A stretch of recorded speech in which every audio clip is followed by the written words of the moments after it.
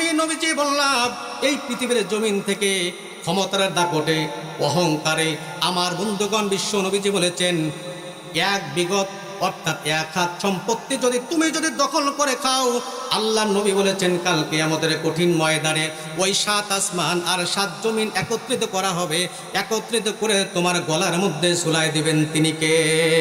আমার ভাইরা, মনটা নরম করে দিয়ে শুনেন তো দেখি, আপনার গলার মধ্যে যদি একটা ইট ঝুলাই দেওয়া হয়, বলুন তো দেখি আমার বন্ধুগণ, ইটটা কতক্ষণ পর্যন্ত আপনারা রাখতে পারবেন? সারাদিনকে রাখা সম্ভব হবে নাকি? আমার ভাইরা, একটা ইট আপনি সারাদিন ধরে রাখতে পারেন না, একটা মাত্র ইট আপনি সারাদিন ধরে রাখতে পারবেন না, গলায় ঝুলাই রাখতে পারবেন না।